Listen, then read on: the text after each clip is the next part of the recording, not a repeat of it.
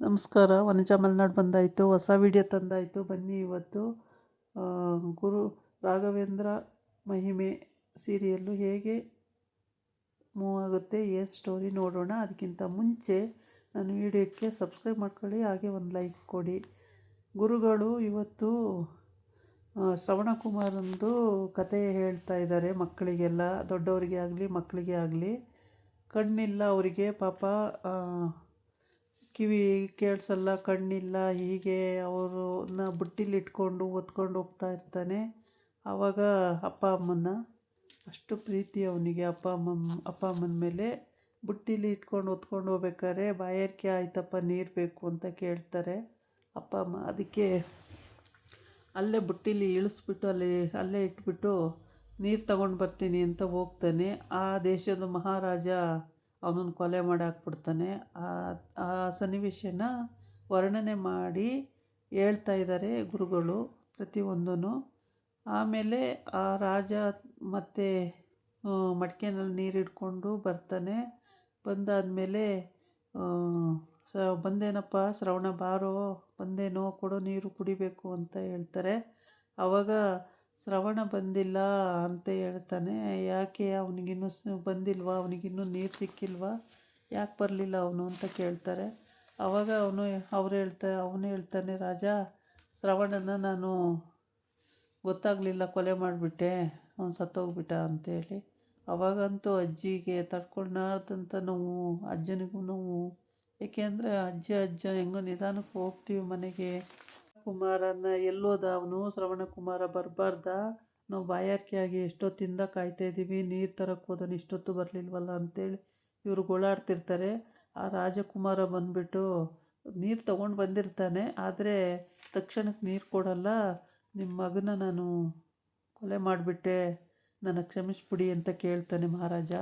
ಆವಾಗ ಏನಪ್ಪ ತಪ್ಪು ಮಾಡಿದ್ದ ನನ್ನ ಮಗ, ಯಾಕೆ ಸಾಯಿಸ್ತೆ ಅಂತೇಳಿ ಕೇಳ್ತಾರೆ. ಆವಾಗ ಏನು ತಪ್ಪು ಮಾಡಿರಲಿಲ್ಲ, ಗೊತ್ತಾಗಲಿಲ್ಲ ನನಗೆ, ಕ್ಷಮಿಸ್ಬಿಡಿ ನನ್ನನ್ನು ಅಂತ. ನಿನಗೆ ನಿಜವಾಗ್ಲೂ ಹೇಳ್ತಾ ಇದ್ದೀನಿ, ನೀನು ಇದಾಗಿ ನಿನ್ನ ವಂಶನೇ ಬೆಳೆದಂಗಾಗಲಿ ಅಂತೇಳ್ಬಿಟ್ಟು ಶಾಪ ಕೊಟ್ಬಿಡ್ತಾರೆ.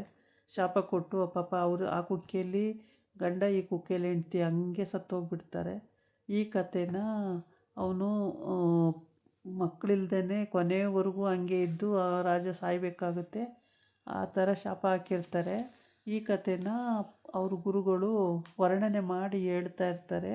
ಅದನ್ನು ಕಿವಿ ಕೊಟ್ಟು ಎಷ್ಟು ಚೆನ್ನಾಗಿ ಕೇಳ್ತಾ ಇರ್ತಾರೆ ಎಲ್ಲರೂ ನಿಂತ್ಕೊಂಡು ಕೂತ್ಕೊಂಡು. ಅಂದರೆ ಅದನ್ನು ಆ ಥರ ಕೇಳ್ತಾ ಇದ್ದಿದ್ದನ್ನು ವರ್ಣನೆ ಮಾಡಿಕೊಂಡು ಆ ಲೋಕಕ್ಕೆ ಹೋದ ಹಾಗೆ, ಅಲ್ಲೇ ಇದ್ದ ಹಾಗೆ, ಆ ಥರನೇ ಕಲ್ಪನೆ ಮಾಡಿಕೊಂಡು ಅವರು ಕತೆ ಹೇಳುವಾಗ ಈ ರೀತಿ ಆಗಿತ್ತು ಅಂತ ವರ್ಣನೆ ಮಾಡ್ಕೊಂಡು ಹೇಳ್ತಾರೆ.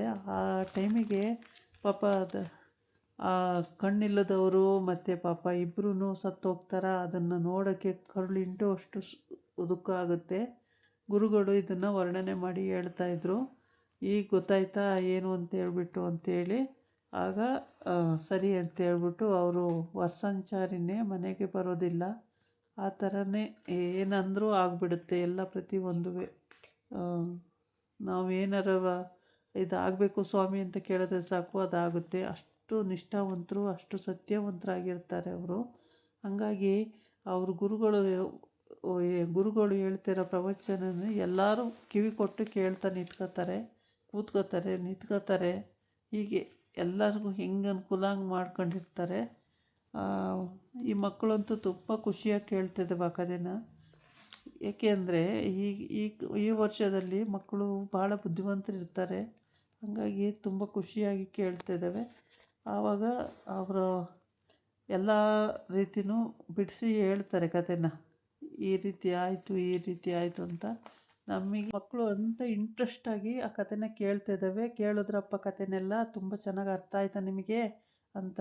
ಹೌದು, ದೊಡ್ಡವ್ರಿಗೂ ಕೇಳ್ತಾರೆ, ತುಂಬ ಚೆನ್ನಾಗಿ ಅರ್ಥ ಆಯ್ತಾ, ನೋಡಿ ಎಷ್ಟು ಚೆನ್ನಾಗಿದೆ ವರ್ಣನೆ ಮಾಡಿ ಹೇಳಿದ್ರು, ತುಂಬ ಚೆನ್ನಾಗಿದೆ ಕತೆ, ಇದೇ ರೀತಿ ನಡೆದಿತ್ತು ಹಿಂದಿನ ಕಾಲದಲ್ಲಿ ಅಂತ ಹೇಳ್ತಾರೆ. ನಾವಂತೂ ಕಣ್ಣಲ್ಲಿ ನೋಡಿರೋರು ಹೇಳ್ತಾರೆ. ಈಗಾಗಲೇ 5-6 ತಲೆಮಾರಿನಿಂದ ಈ ಕತೆ ಬರ್ತಾನೇ ಇದೆ. ಹಂಗಾಗಿ ಇವಾಗಿನ ಮಕ್ಕಳಿಗೆ ಅವೆಲ್ಲ ತುಂಬ ಪ್ರಾಮುಖ್ಯತೆ ಇದೆ. ಅದಕ್ಕೆ ಈ ಥರ ಕ್ಯಾಸೆಟ್ಗಳಿದ್ದರೆ ಹಾಕಿ ಮಕ್ಕಳಿಗೆ ತೋರಿಸೋದು ಒಳ್ಳೆಯದು.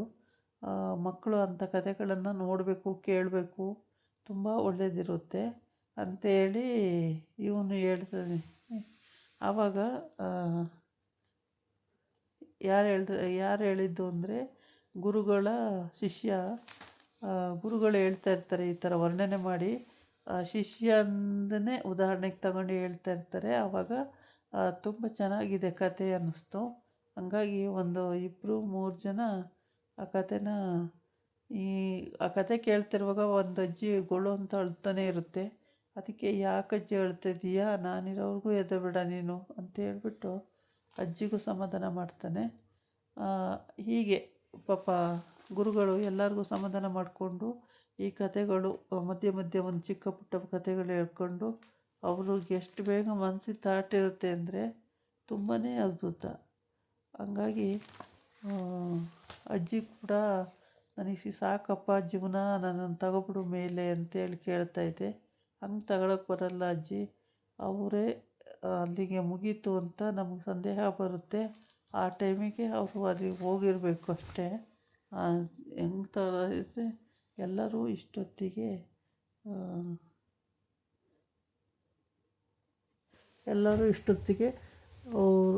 ಅಂದ್ಕೊಂಡಂಗೆ ಆಗಿಬಿಡೋದು, ಹಂಗಾಗಲ್ಲ ಅಜ್ಜಿ ಅಂತ ಹೇಳ್ತಾರೆ.